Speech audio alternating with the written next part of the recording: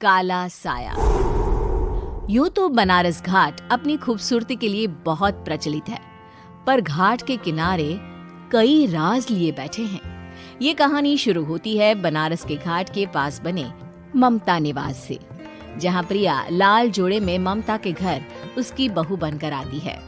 आओ आओ बहू, घर को अपने पैरों से पवित्र करो। ममता घर की दहलीज पार कर ही रही होती है कि अचानक एक बहुत गंदी सी बास पूरे घर में फैल जाती है।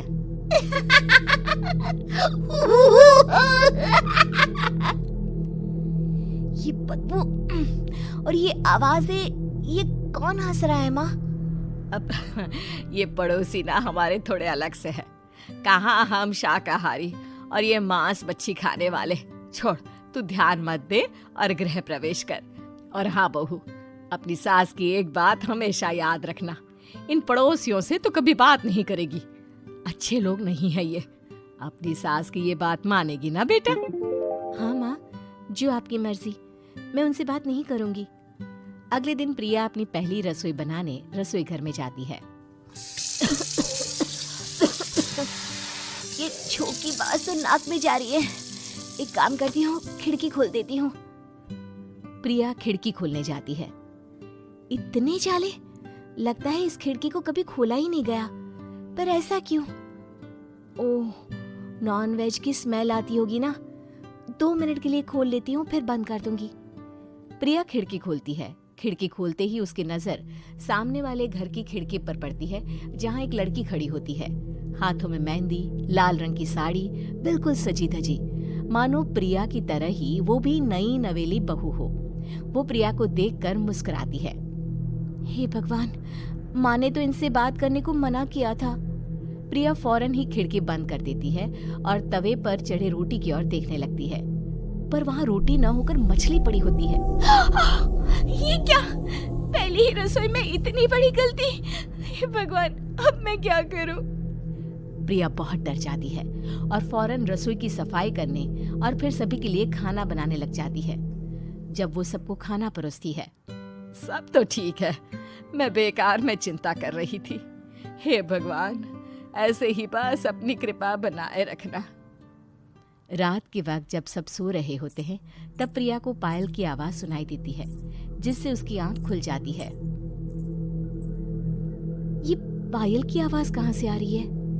प्रिया उठकर उस आवाज के पीछे छत की सीढ़ियों तक जाती है। तभी उसे बच्चे के रोने की आवाज आती है। प्रिया छत पर जाती है तो क्या देखती है? वही लाल साड़ी वाली लड़की अपनी गोद में एक नवजात बच्चे को घुमा घुमा कर सुला रही है। तभी प्रिया की नजर उसके पेट पर पड़ती है। ओह गॉड, ये तो प्रेग्नेंट भी है। सुनिए, बच्चा सो नहीं रहा है क्या? मैं कुछ मदद करूं? नहीं नहीं, आपके घर वालों को अच्छा नहीं लगेगा, मैं संभाल लूंगी। स्नेहा की गोद से बच्चा हाथ मारकर प्रिया की गोद में आने को छटपटाने लगता है। दोनों घर अगल बगल में बने होने के कारण प्रिया उस बच्चे को गोद में ले लेती है। प्रिया के पास आते ही वो सो जाता है। बच्चे का वो स्पर्श रात भर प्रिया भूल नहीं पाती और अगली सुबह वो छत पर कपड़े सुखा रही होती है। तभी उसे एक औरत इशारा करके बुलाती है। स्नेहा कह रही थी बाबू तुम्हारी गोद में आते ही सो गया। मैं गौरी, स्नेहा की माँ हूँ। बहू, घर आना, बाबू को खिला भी लेना। शाम को जब घर पर कोई नहीं रहता, बच्चे से मिलने के लिए प्रिया छिपकर अपनी पड़ोसन के घर चली जाती है और कुछ देर बच्चे को खिलाकर वापस लौट आती है। इसके कुछ दिन बाद ही प्रिया को पता चलता है कि वो माँ बनने वाली है। ममता की खुशी का ठिकाना नहीं रहता।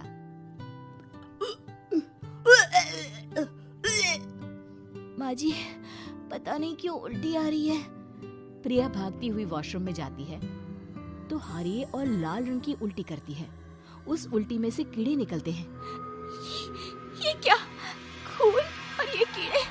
माँ! माँ! प्रिया की आवाज सुनकर ममता दौड़ कर आती है, पर बेसिन में कुछ नहीं होता।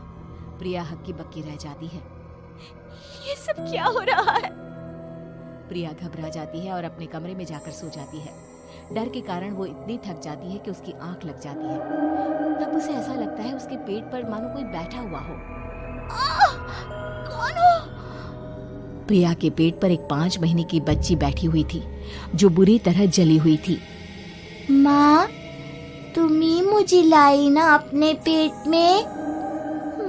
मैं तुम्हारी माँ नहीं हूँ। कौन हो तुम? माँ, देखो मैं जल गई बुरी तरह से। 6 महीने पेट में रहने को भी मुझे नहीं मिला। सहला दो ना माँ। बचाओ, बचाओ, माँ। ममता दौड़कर कमरे में आती है।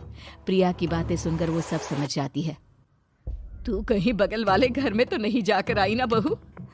मुझे माफ कर दो, मैं गई थी माँ। उस घर में सब मरे हुए हैं बहू। कई साल पहले स्नेहा उस घर में बहू बनकर आई थी। कुछ ही दिन में वो एक बच्चे को जन्म देने वाली थी। पूरा घर बच्चे के आने की खुशी में खोया था कि एक दिन अचानक उस घर में आग लग गई। सब बुरी तरह जलकर मर गए।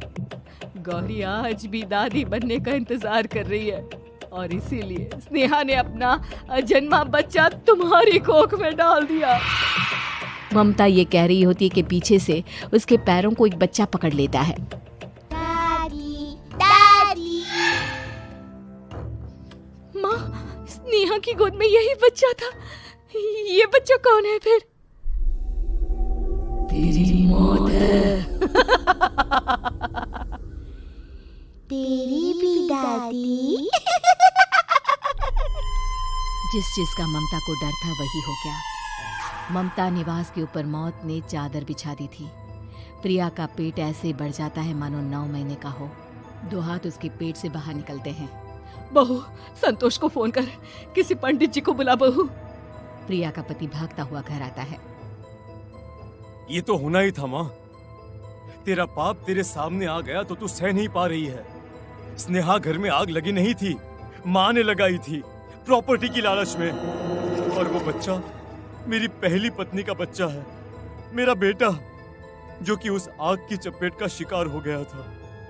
मैंने तुमसे ये सब माँ के कहने पर छुपाया था। मुझे माफ कर दो प्रिया।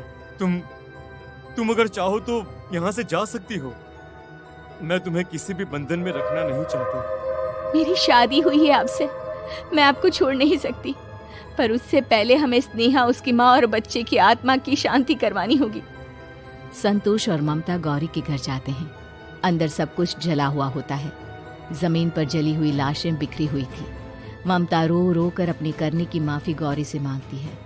प्रिया स्नेहा के घर वालों का अंतिम संस्कार करवा देती है और ममता निवास फिर से आत्माओं के साए से मुक्त हो जाता है।